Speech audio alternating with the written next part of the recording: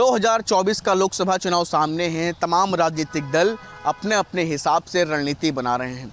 कल पहले चरण के नामांकन का अंतिम दिन था, लेकिन इन तमाम चीज़ों के बीच में समाजवादी पार्टी के भीतर भी तमाम चीज़ें निकल करके सामने आई।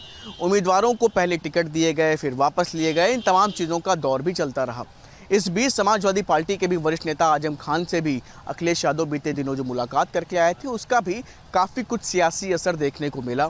ऐसे में अभी फ़िलहाल जनता क्या सोचती है उस पूरे प्रकरण को लेकर के, जनता की सोच क्या है, इन्हीं तमाम चीज़ों पर हम बातचीत करने के लिए इस वक्त राजधानी लखनऊ के हजरतगंज के विक्रमादित्य मार्ग पर मौजूद हैं और हमारे साथ तमाम युवा चेहरे और तमाम लोग मौजूद हैं। इनसे बातचीत करेंगे, जानेंगे कि आखिर जनता जब इनसे बात करती है तो क्या कहती है या ये खुद क्या सोचते हैं। इन्हीं तमाम चीज़ों को लेकर के हम इन सबसे बात करेंगे। रामपुर, कन्नौज, मेरठ, इन तमाम जगहों पे इस बार जैसे कि सपा का गढ़ माना जाता है, लेकिन भारतीय जनता पार्टी ने भी इन तमाम जगहों को लेकर के अपनी तैयारी की है। सीएम योगी आज तमाम जगहों पर अपनी हुंकार कर रहे हैं, बातचीत कर रहे हैं लोगों से। कैसे देख रहे हैं आप? चाहे जितनी तैयारी बीजेपी के लोग कर लें, उनके हाथ में क्या है? पावर है। पावर के माध्यम से अपना ये कर रहे हैं कि बड़े बड़े नेताओं को जेल में डाल रहे हैं।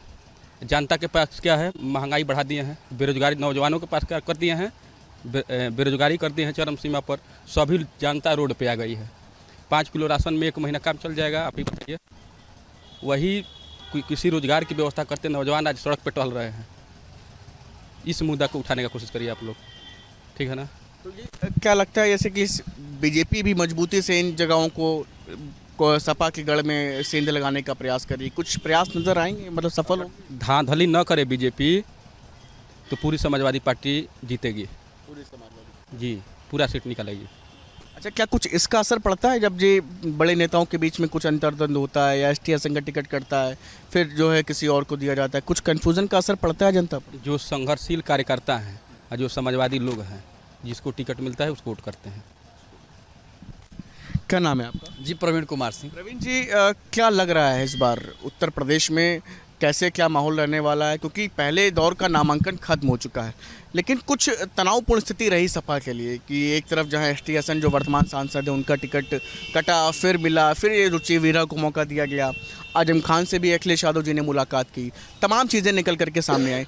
कन्फ्यूजन की स्थिति में थोड़ी बहुत समाजवादी पार्टी नजर आ रही है, कुछ लग रहा है ऐसा? नहीं जी, बिल्कुल नहीं। ये एक परसेप्शन गढ़ा जा रहा है। जनता की आवाज़ बनकर इंडिया गठबंधन और विशेष तौर पर उत्तर प्रदेश में समाजवादी पार्टी पूरी तरीके से लड़ने के लिए तैयार है। उसके साथ जनता खड़ी है। जनता के जो मुद्दे हैं, जो विगत 10 वर्षों में जनता के साथ जो छलावा हुआ, जो चाहे शिक्षा के स्तर पर हो, चाहे रोजगार के स्तर पर नौजवानों को बेरोजगार करना हो, या फिर महंगाई हो, या फिर भ्रष्टाचार के तमाम मामले हो, या फिर आपने इलेक्टोरल बॉन्ड का जो एक प्रकरण बड़ा खुला, या फिर उसके बाद जो इस चुनाव को जीतने के लिए भारतीय जनता पार्टी द्वारा तमाम प्रकार के हथकंडे अपनाए जा रहे हैं। लोकतांत्रिक मर्यादाओं को ताक पर रखकर इस चुनाव में पूरी तरीके से संविधान को तार तार किया जा रहा है। जहां आज चुनाव आयोग शक के दायरे में खड़ा है, उन सभी को देख रही है जनता, और इन सभी से हताश जनता आज पूरी तरीके से भारतीय जनता पार्टी के खिलाफ वोट करने के लिए तैयार है। इंडिया गठबंधन को वोट करेगी। उत्तर प्रदेश में समाजवादी पार्टी पूरी तरीके से 80 में 80 जीतने जा रही है।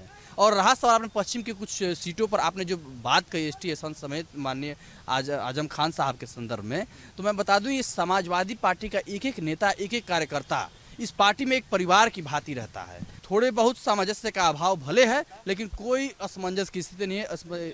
जनता से जब आप लोग मिलते हैं तो कुछ ऐसी तस्वीर दिख के आती है कि जो है असमंजस या तमाम चीज़ें, इसको लेकर के कुछ बातचीत होती है? नहीं, देखिए, नेताओं में हो सकता है कि असमंजस हो, लेकिन जनता का मत तो स्पष्ट है।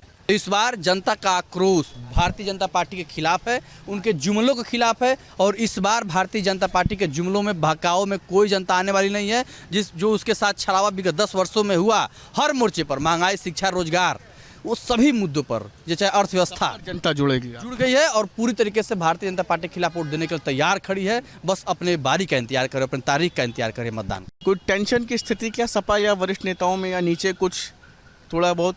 कोई टेंशन नहीं है। ये लोग दिखाने के लिए जोगी हैं, लेकिन अंदर अंदर इनका झांक के देखिए। इन्हीं का सांसद का बेटा किसी किसान के ऊपर थार चढ़ाने का काम करता है। इन्हीं का सांसद किसी बहन बेटी का इज्जत लूटने का काम करता है, और ये कहते हैं कि संतों की सरकार है। ये कैसी संतों की सरकार है, हम पूछना चाहते हैं। आप ये अच्छा, एक जो आज हमारा मुद्दा है कि मुरादाबाद, रामपुर, इन तमाम सीटों को लेकर के काफ़ी ज़्यादा असमंजस एक तरफ जहां सपा में चल रहा है, तो वहीं आज ही मुरादाबाद पहुंच रहे हैं सीएम योगी और तमाम जो है वरिष्ठ नेता, वहां पर उन सीटों पर भी सेंध लगाने का प्रयास कर रही है बीजेपी।